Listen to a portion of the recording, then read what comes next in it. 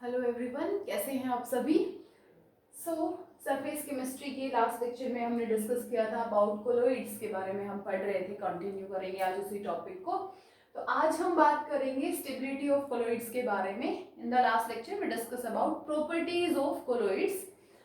So stability of colloids, the main reason behind the stability of colloids is charge present on their dispersed phase particles. The stability of colloids is because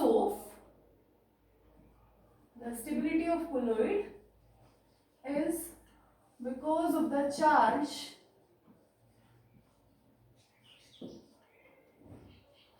present on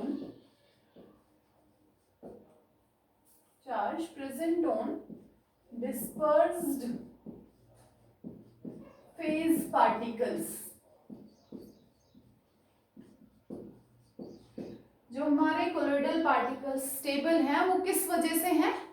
colloidal particles में या colloidal solution में जो dispersed phase particles हैं वो charge हैं, that's why they are stable. They carry the particles, all the particles of dispersed phase carry same charge. आगे हम discuss करेंगे कि किस तरीके से ये चार्ज डेवलप होता है. The particles carry same charge either positive और नेगेटिव. किसी पर्टिकुलर कोलोइडल सोल के सारे पार्टिकल्स, मतलब डिस्पर्स्ड फेज के पार्टिकल्स, या तो पॉजिटिवली चार्ज होंगे या नेगेटिवली चार्ज होंगे. So on the basis of this charge separation, colloids are divided into two types: negatively charged soul and positively charged soul. दो क्लासिफिकेशन हो जाते हैं, negatively charged soul and positively charged soul. तो negatively charge soul में कौन कौन आ जाते हैं? हमारे metals, silver, copper, cadmium, platinum etcetera. ये जो मेटल्स हैं हमारे, ये नेगेटिवली चार्ज सोल्स को बनाएंगे. Next, metal sulphides.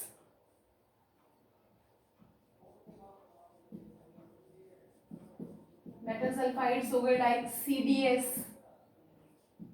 Arsenic sulphide etcetera. ये मेटल्स नेगेटिवली चार्ज सोल्स बनाएंगे. Metal sulphides negatively charge sols बनाएंगे. Starch, gelatin, clay. Starch is an example of negatively charge sol. Gelatin, clay, ये सब किसके example हैं? Negatively charge souls के. हम examples discuss कर रहे हैं कि कौन कौन नेगेटिवली चार्ज सोल बना सकता है. Next one, silicic acid. Silicic acid, charcoal etcetera. एक लास्ट में हमारे पास acidic dies.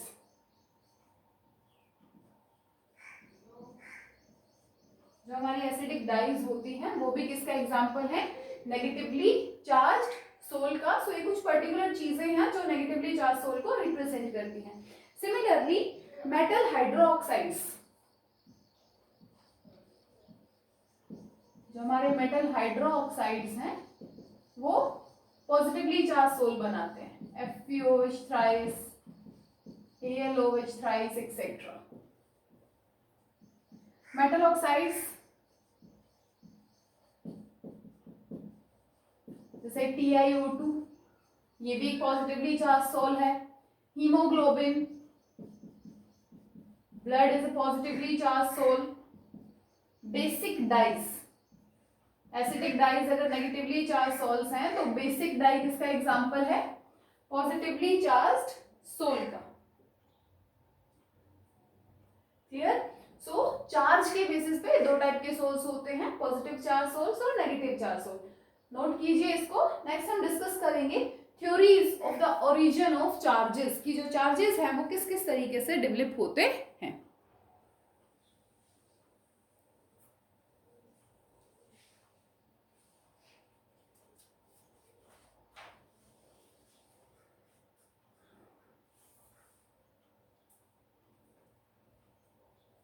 Next one, theories for the origin of charges.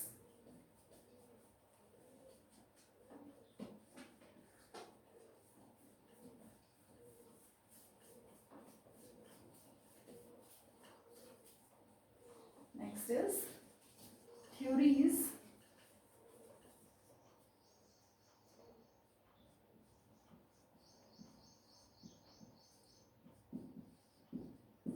for the origin of charges.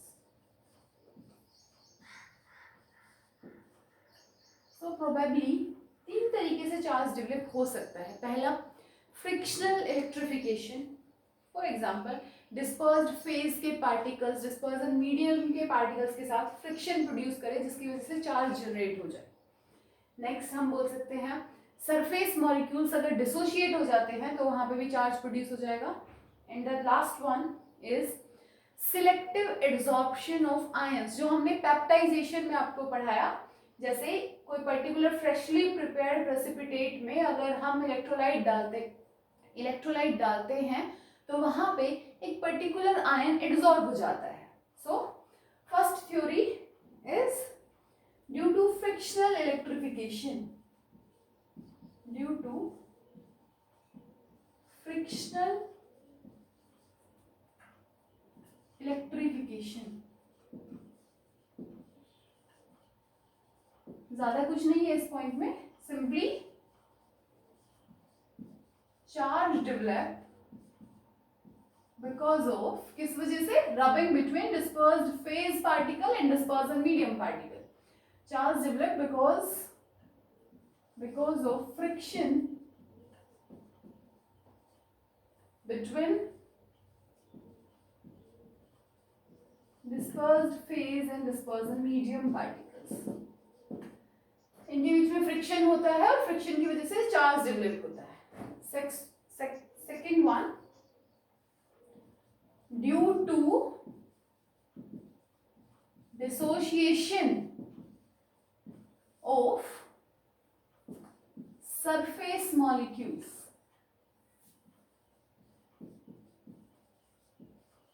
Due to dissociation of surface molecules. So surface molecules के dissociation की वजह से charge develop होता है. Example discuss करते हैं यहाँ पे. C15H31 एक सोप का एग्जाम्पल हम ले रहे हैं. C15H31 CONA. This is known as sodium palmate. Sodium palmitate.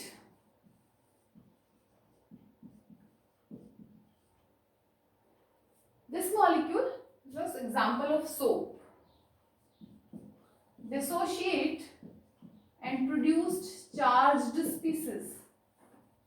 Dissociate and produced charged species.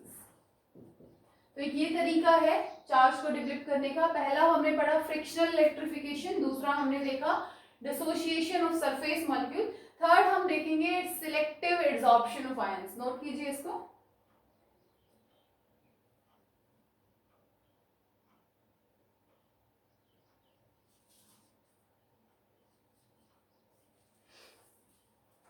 Third theory is due to selective adsorption of ions.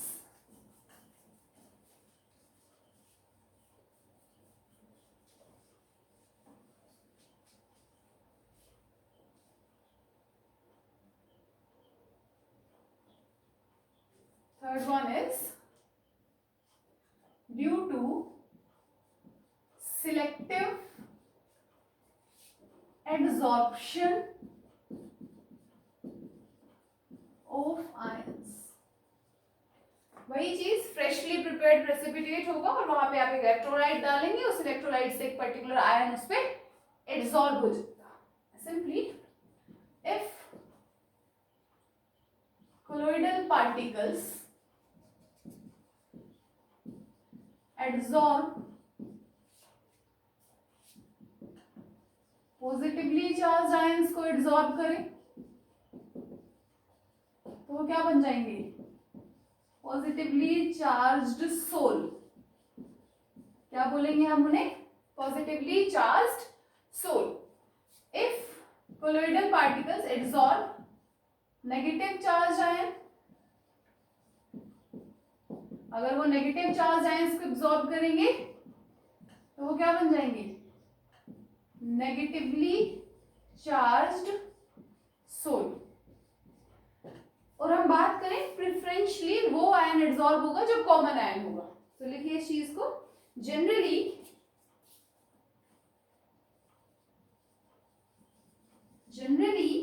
absorption of those ion takes place, absorption of those ions takes place which are common to the dispersed phase particles. उन ions का absorption होगा जो common होंगे dispersed phase particles के, lettuce के. Clear? Note कीजिए इसको, फिर एग्जांपल्स डिस्कस करते हैं.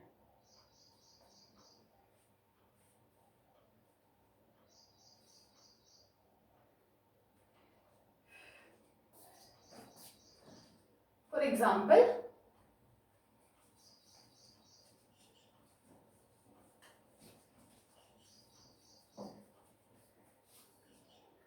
हमारे पास AgNO3 सॉल्यूशन है.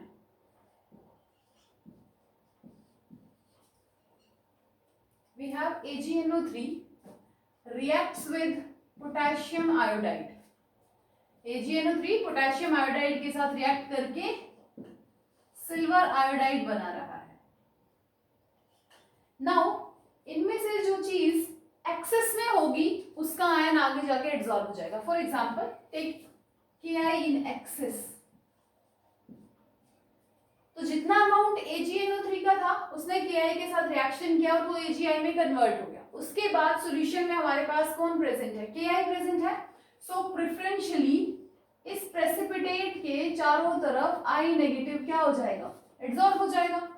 सो this one negatively charged sol. Limiting reagent का कंसेप्ट पढ़ा है. ये कम है तो ये लिमिटिंग रिएजेंट है. ये तब तक रहेगा जब तक प्रोडक्ट की फॉर्मेशन होगी. जैसे ही प्रोडक्ट की खत्म हो जाएगा, प्रोडक्ट फॉर्मेशन रुक जाएगी. Ki एक्सेस में है तो Ki से I नेगेटिव यहाँ पे एब्सॉर्ब हो जाएगा. If AgNO3 is in excess,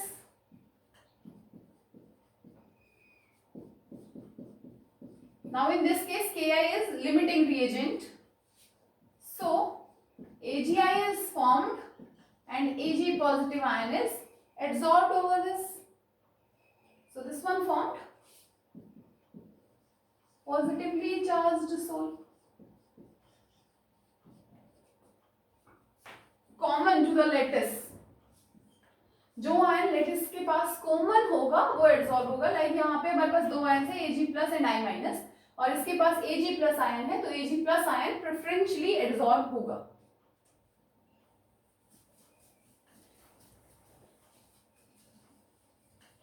next देखिए एक चीज, AgI is formed, for example, this is colloidal soul. Ag positive is adsorbed preferentially. Ag positive चारों तरफ क्या हो गया? एड्सॉर्ब हो गया. But in the solution NO3 negative भी तो एक्सेस में था, वो बच गया. सो NO3 नेगेटिव आयन क्या कर रहे हैं? ये यहाँ पे मूव कर रहे हैं. There is a attraction in between positive and negative. तो वो क्या कर रहे हैं? For example this is our solution. Negative ions move कर रहे हैं. सो एक इस टाइप से अरेंजमेंट हुई जहां पे इन बिटवीन हमारे पास एक सोल है. सोल के बाहर जो आयन एब्सॉर्ब हुआ वो है, और उसके बाहर एक और आयंस की लेयर फॉर्म हो गई है. So this layer is fixed layer. इसको हम क्या कहते हैं? Fixed layer. ये एब्सॉर्ब हो चुकी है उसके सरफेस पे, but this layer is mobile layer. This layer is known as mobile layer, ये मूव कर रही है। अगर हम यहाँ पे इसका एग्जांपल देखते हैं, in between we have AgI, Ag plus adsorb हो गए हैं और NO3 negative mobile layer move कर रहे हैं Ag प्लस के चारों तरफ। क्लियर है? And this thing is known as electrical double layer. इसको क्या बोलेंगे हम? Electrical double layer.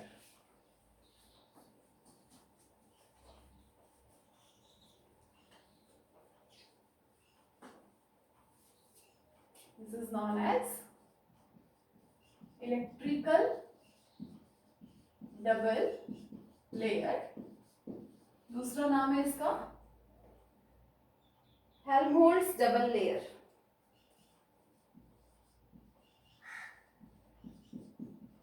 Helmholtz double layer. अब इसमें क्या है, एक लेयर फिक्स है और दूसरा लेयर मोबाइल है। So there is a potential developed between these two layers known as zeta potential. Potential between these layers is known as, इन दोनों लेयर्स के बीच में जो पोटेंशियल होगा उसको क्या कहेंगे हम? जीटा पोटेंशियल और इलेक्ट्रोकाइनेटिक। जीटा पोटेंशियल और इलेक्ट्रोकाइनेटिक पोटेंशियल भी हम उसको बोल सकते हैं।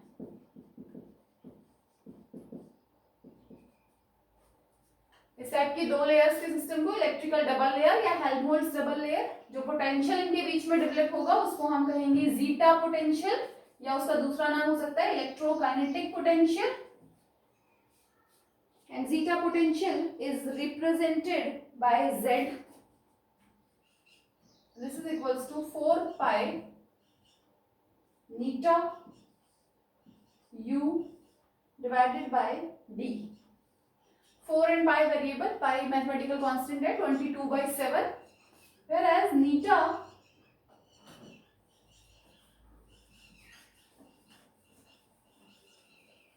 ये जीटा पोटेंशियल है जो फिक्स्ड और मोबाइल लेयर के बीच में डेवलप होता है। neta is coefficient of viscosity, coefficient of viscosity। u is velocity of colloidal particles and d is dielectric constant। d is dielectric constant। Dielectric constant simply means कोई substance कितने electric charge को store कर सकता है, उसको हम क्या कहते हैं? डाइलेक्ट्रिक चार्ज या डाइलेक्ट्रिक कांस्टेंट। क्या होता है ये? Ability of a substance, ability of a substance to store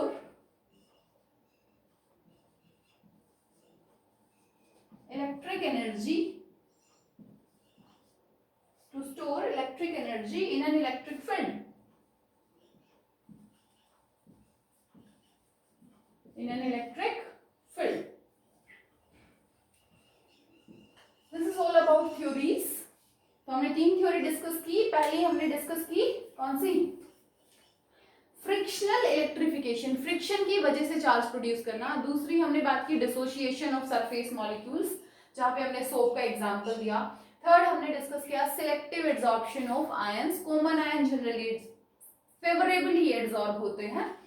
वहां पे हमने 2 लेयर की फॉर्मेशन देखी which is known as electrical double layer, Helmholtz double layer भी हम उसको बोलते हैं। उन दोनों लेयर्स के बीच में जो पोटेंशियल डिफरेंस जनरेट होता है, डेवलप होता है, उसको हम कहते हैं जीटा पोटेंशियल, इलेक्ट्रोकाइनेटिक पोटेंशियल, जिसको रिप्रेजेंट किया जाता है with the term Z, and Z is equals to 4 pi metre u by d। नीटा represents coefficient of viscosity, mu represent करेगा वेलोसिटी को और d रिप्रेजेंट करेगा डाइलेक्ट्रिक कांस्टेंट को। नोट कीजिए, फिर आगे डिस्कस करते हैं।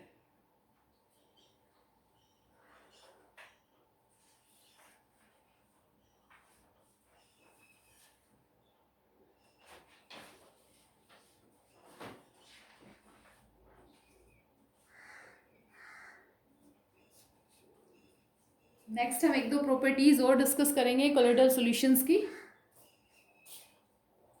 नेक्स्ट प्रॉपर्टी इज इलेक्ट्रोफोरेसिस और इलेक्ट्रोऑस्मोसिस। छोटी छोटी डेफिनेशंस हैं।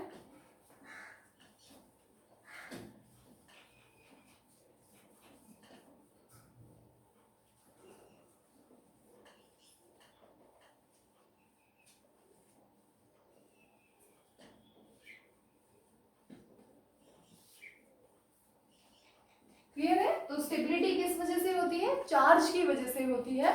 अब अगर सबके पास पॉजिटिव चार्ज है तो वो एक दूसरे को रिपेल करेंगे, तो वो कॉन्टिन्यूसली मूव करते रहेंगे, वो एक दूसरे के साथ कोएगुलेट या एग्रीगेट नहीं होंगे जब तक कि आप उस चार्ज को न्यूट्रलाइज या रिड्यूस ना करें।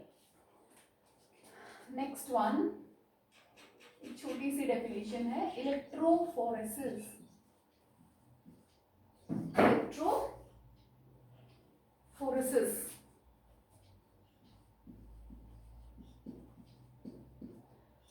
and electroosmosis। देखिए, इलेक्ट्रोफोरेसिस में हमें क्या करना है? हमें डिस्पर्स्ड फेज के पार्टिकल्स को मूव कराना है under the influence of electric field, that's it. Osmosis में क्या करना है? ऑस्मोसिस हम पढ़ चुके हैं ऑलरेडी सॉल्यूशन चैप्टर में। ऑस्मोसिस में सिर्फ डिस्पर्जन मीडियम मूव करते हैं। इलेक्ट्रो वर्ड लिख दिया तो उस मूवमेंट को हमें इलेक्ट्रिक फील्ड की प्रेजेंस में कराना है। क्लियर है दोनों डेफिनेशन? सो फर्स्ट डेफिनेशन लिखिए, इलेक्ट्रोफोरेसिस माइग्रेशन और movement of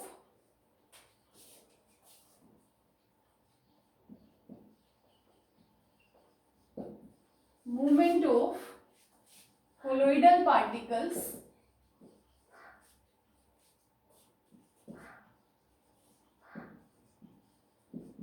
towards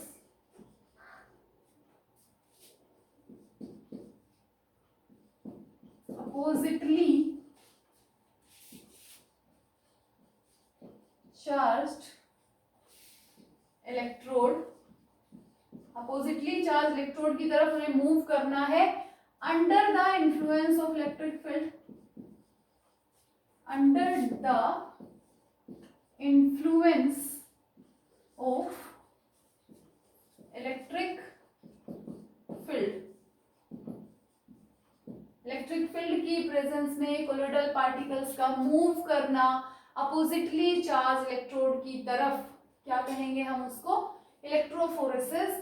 mostly generally हम इस प्रोसेस को या इस फिनोमिना को एक यू शेप ट्यूब में ऑब्जर्व करते हैं। This U shape tube is filled with colloidal solution and two metal electrodes are hanged in this solution, and these metal electrodes attached with a battery, negative and positive terminal.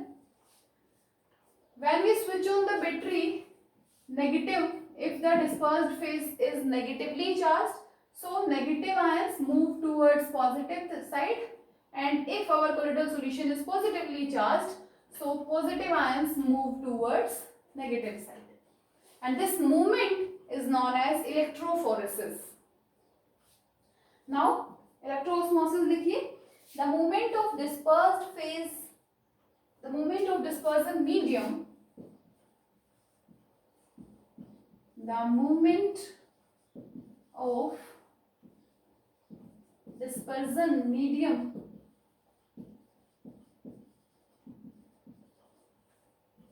under the influence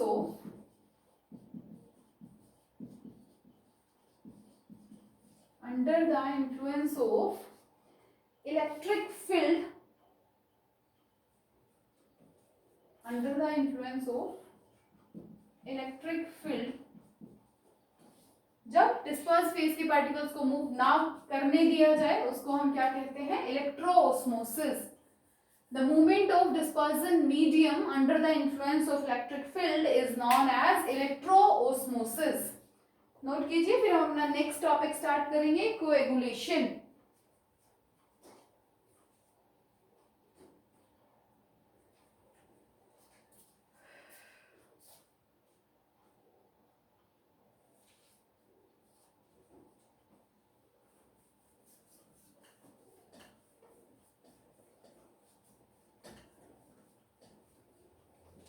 next topic है coagulation. हमने अभी पढ़ा कि हम किस तरीके से colloidal particles को चार्ज करते हैं। अब हम पढ़ेंगे कि हम किस तरीके से कोलोइडल सॉल्यूशंस को कोएगुलेट कर सकते हैं। Coagulation, coagulation simply means precipitation. अब हमें करना है, another name flocculation.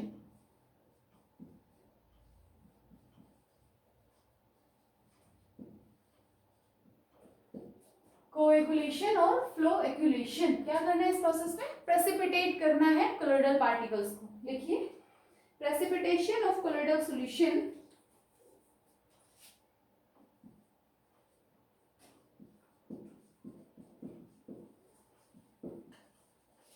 precipitation of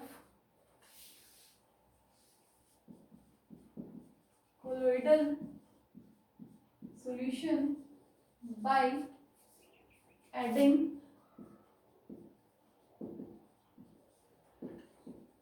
excess of electrolyte, by adding excess of electrolyte, ज्यादा अमाउंट में इलेक्ट्रोलाइट डालने की वजह से जब हमारा कोलोइडल सॉल्यूशन न्यूट्रलाइज हो जाता है या उसका चार्ज खत्म हो जाता है, वो आपस में मिलने लग जाते हैं, पार्टिकल्स को कोएगुलेट होने लग जाते हैं, उसी चीज को हम क्या बोलते हैं? कोएगुलेशन या फ्लोकुलेशन। क्लियर? ठीक है, ऐसा क्यों होता है? जब हम ज्यादा अमाउंट में इलेक्ट्रोलाइट डालते हैं तो उसके चार्जेस क्या करेंगे? जो कोलोइडल पार्टिकल्स के चार्ज हैं हमारे, उसको न्यूट्रलाइज कर देंगे। देखिए यहाँ पे एक डेफिनेशन लिखिए, the minimum concentration of an electrolyte, the minimum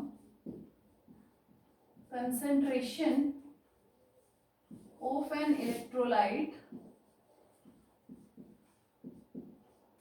is the minimum concentration of an electrolyte is used or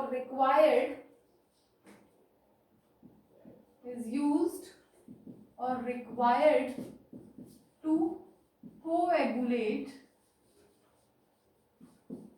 the 1 liter colloidal solution। 1 litre colloidal solution को कोएगुलेट करने के लिए जितना मिनिमम क्वांटिटी में इलेक्ट्रोलाइट यूज किया जाता है, उसको हम कहते हैं flocculation value, is known as coagulating value बोल सकते हैं। इसको आप कोएगुलेटिंग वैल्यू बोल सकते हैं और आप इसको फ्लोकुलेशन वैल्यू भी बोल सकते हैं। जनरली ये जो वैल्यू है ये मिलीमोल्स में एक्सप्रेस की जाती है, एक्सप्रेस्ड इन मिलीमोल्स पर लीटर। 1 लीटर को 1 लीटर कोलोइडल सॉल्यूशन को कोएगुलेट करने के लिए जितने मिलीमोल्स इलेक्ट्रोलाइट के यूज हुए हैं, उसको हम क्या कहते हैं? फ्लोएक्युलेशन वैल्यू। एंड फ्लोएक्युलेशन वैल्यू के बारे में बात करता है Hardy squeeze rule. Hardy squeeze law बोल सकते हैं या रूल बोल सकते हैं। ये लॉ हमें बताता है कि कौन से इलेक्ट्रोलाइट की कोएगुलेशन पावर ज्यादा है, किसकी कम है, किस तरीके से हम कोएगुलेशन पावर को डिटरमाइन कर सकते हैं। सो फर्स्ट रूल और ये फर्स्ट लॉ ये बोलता है, एक्टिव आयंस के बारे में बात करेगा ये। एक्टिव आयंस का मतलब आपका कोलोइडल सोल अगर पॉजिटिवली चार्ज है तो आपको उसमें नेगेटिवली चार्ज के आयंस ऐड करने हैं, और उस केस में उन नेगेटिवली चार्ज आयंस को हम क्या बोलेंगे? Active ions. Active ions are those ions which carries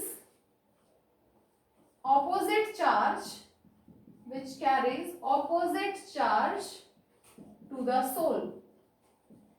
अगर आपके पास कोलोइडल सोल पॉजिटिवली चार्ज का है तो हम उसमें नेगेटिव चार्ज वाला इलेक्ट्रोलाइट ऐड करेंगे, जिसको हम बोलेंगे active ions.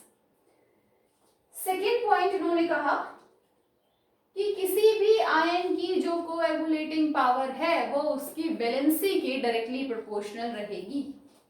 So the second point of coagulation Hardest quiz rule is coagulation power of the ion is directly proportional to its valency.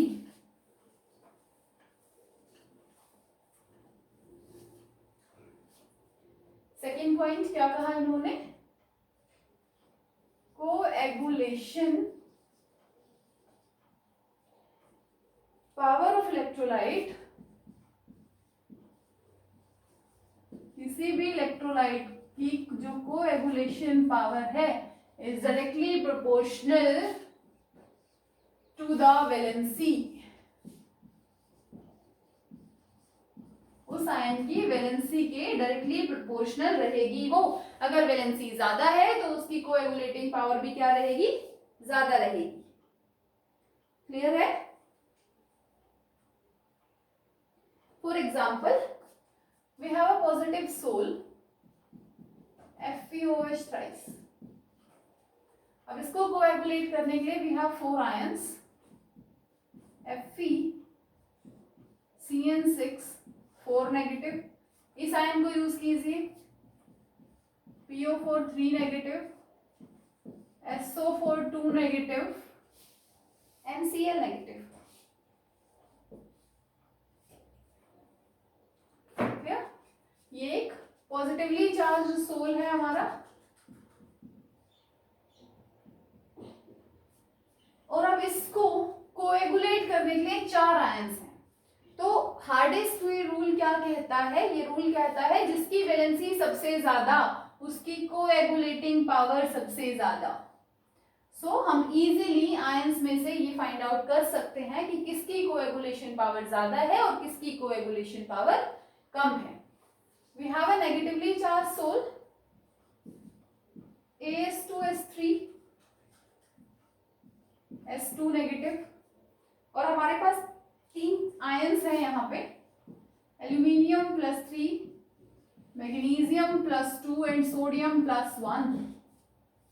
तो हार्डेस्ट क्विज रूल ने क्या बताया? जिसकी वैलेंसी ज्यादा उसकी कोएगुलेशन पावर ज्यादा. क्लियर है? And one more thing, smaller the coagulation value, greater is the coagulating power. जितनी ज्यादा ये वैल्यू, जो अमाउंट था इलेक्ट्रोलाइट का 1 लीटर कोलोइडल सॉल्यूशन को कोएगुलेट करने के लिए, वो जितना कम यूज करेंगे उतनी ही स्ट्रॉन्ग हमारे इलेक्ट्रोलाइट की पावर रहेगी.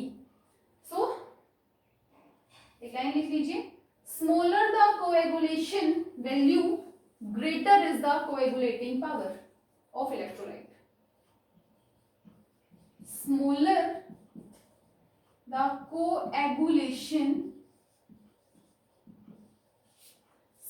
coagulation value,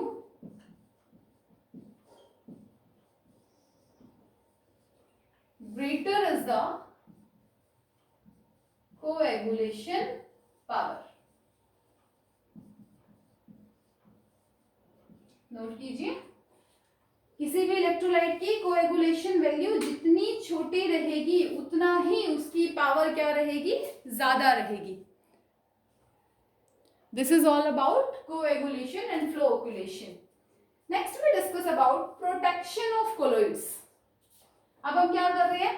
अभी हमने क्या पढ़ा कि हम कोलोइड्स को किस तरीके से उनके चार्ज को न्यूट्रलाइज करके उनको कोएगुलेट कर सकते हैं. अब हम पढ़ेंगे कि किस तरीके से हम एक कोलोइड को कोएगुलेट होने से प्रोटेक्ट कर सकते हैं. So let's start our next topic, protection of colloids.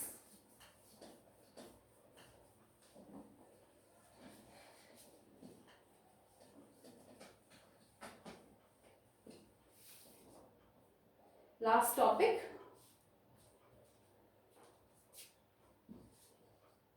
Protection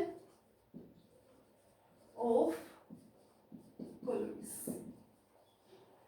अब हमें याद है हमने 2 कोलोइड्स पढ़े थे क्लासिफिकेशन में, एक था लायोफिलिक और एक था लायोफोबिक. फिलिक में मीडियम और फेज की एफिनिटी काफी अच्छी थी. फॉबिक में फेज और मीडियम की एफिनिटी बहुत ज्यादा अच्छी नहीं थी हमारे पास. तो फॉबिक थोड़ा सा अमाउंट इलेक्ट्रोलाइट का डालते ही क्या हो रहा था, इरिवर्सिबल नेचर शो कर रहा था। सो अब हमें लायोफोबिक कोलोइड्स को प्रोटेक्ट करना है। We are going to protect lyophobic colloids with the help of lyophilic colloids. अब हमें लायोफिलिक कोलोइड्स यहाँ पे इसके चारों तरफ सराउंड करा देना है।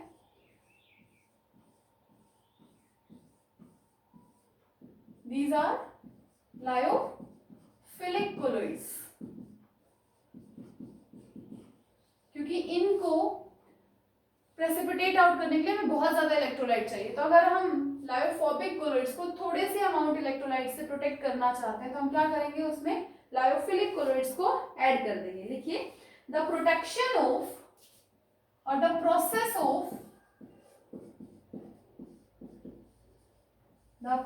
ऑफ प्रोटेक्टिंग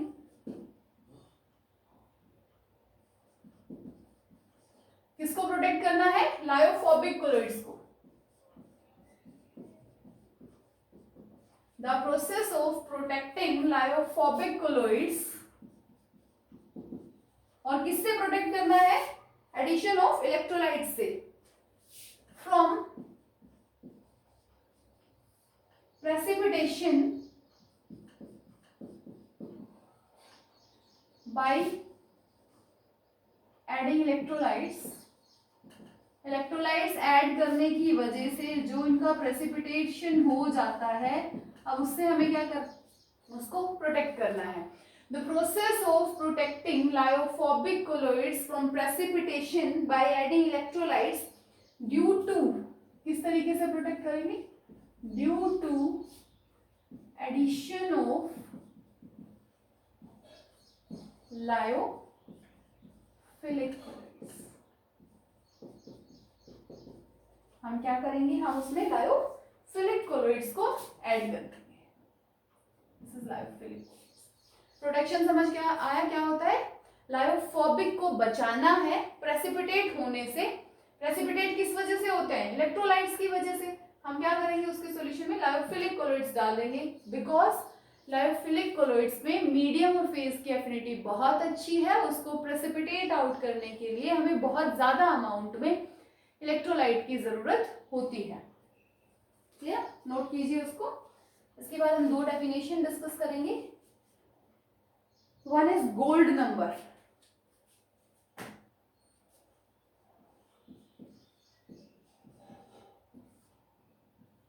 जो गोल्ड नंबर है हमारे, वो डिफरेंट कोलोइड्स की प्रोटेक्टिव पावर को कंपेयर करते हैं। बहुत सारे लायोफिलिक कोलोइड्स होते हैं, उन सभी की पावर को कंपेयर करने के लिए कि किसकी प्रोटेक्टिव पावर ज्यादा है, किसकी कम है, हम गोल्ड नंबर यूज करते हैं। Gold number helps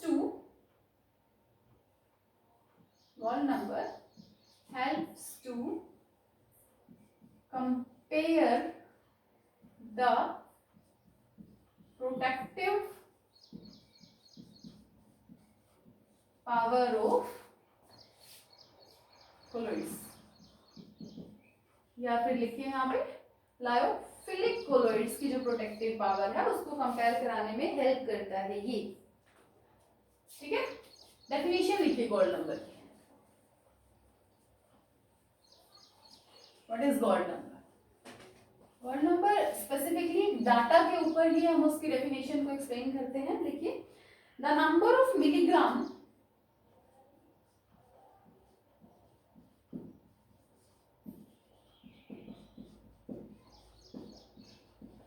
the number of milligram of the protective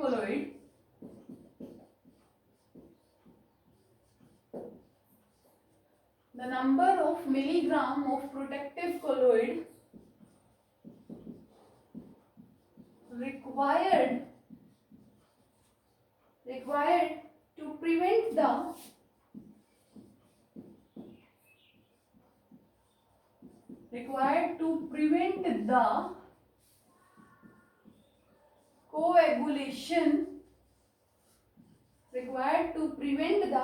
coagulation of 10 ml of given gold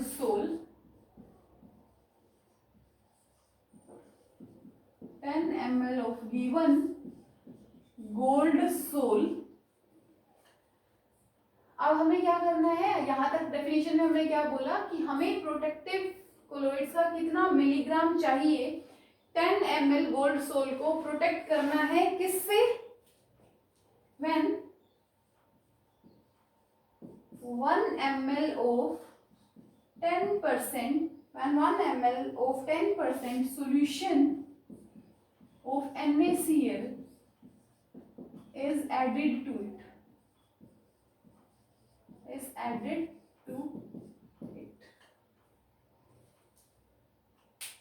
electrolyte की वजह से गोल्ड सोल के कोएगुलेशन को रोकने के लिए हमें कितना मिलीग्राम प्रोटेक्टिव कोलोइड का चाहिए होगा, वो क्या कहलाता है, गोल्ड नंबर। डेफिनेशन क्लियर है। The number of milligrams of protective colloids required to prevent the coagulation, किसका coagulation, 10 ml of given gold sol when 1 ml of 10% solution of NaCl is added to it।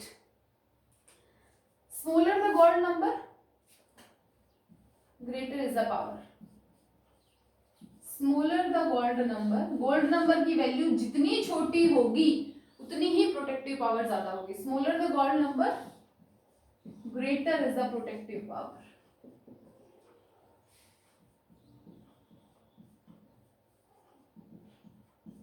Greater is the protective power।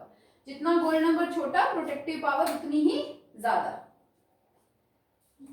एक और definition है छोटी सी हमारी, last definition for today's lecture, Congo rubin number. लिखिए इसको, note कीजिए।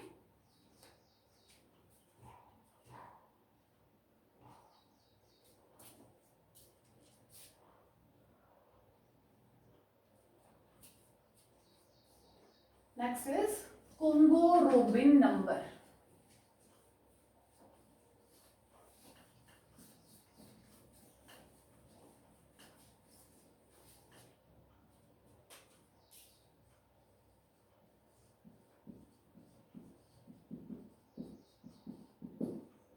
Congo rubin number देखिए, the amount of protective colloid in milligram,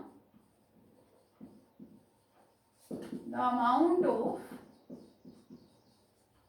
protective colloid in milligram which prevent color change in, अब कलर चेंज को प्रिवेंट करना है, which prevent color change in 100 ml Congo, 100 ml of 0.001% Congo Robin dye, 0.001% Congo Robin dye solution। और कब उसके colour change को prevent करना है, in which 0.16 equivalent of KCl are added, equivalent of KCl are added। जब हम इतने percent Congo robin die में इतना परसेंट KCl ऐड करेंगे तो उसके कलर को चेंज होने से रोकने के लिए जितना हम प्रोटेक्टिव कोलोइड को यूज करेंगे उसको हम क्या कहेंगे, कोंगो रोबिन नंबर। सो अभी इस चैप्टर में हमारे पास 3 छोटे छोटे टॉपिक बचे हैं। One is emulsion, second one is colloids around us and applications of colloids, जो हम नेक्स्ट लेक्चर में डिस्कस करेंगे। यहाँ तक पढ़ के आइए, अगर कोई चीज आपको समझ नहीं आती है तो आप कमेंट सेक्शन में पूछ सकते हैं।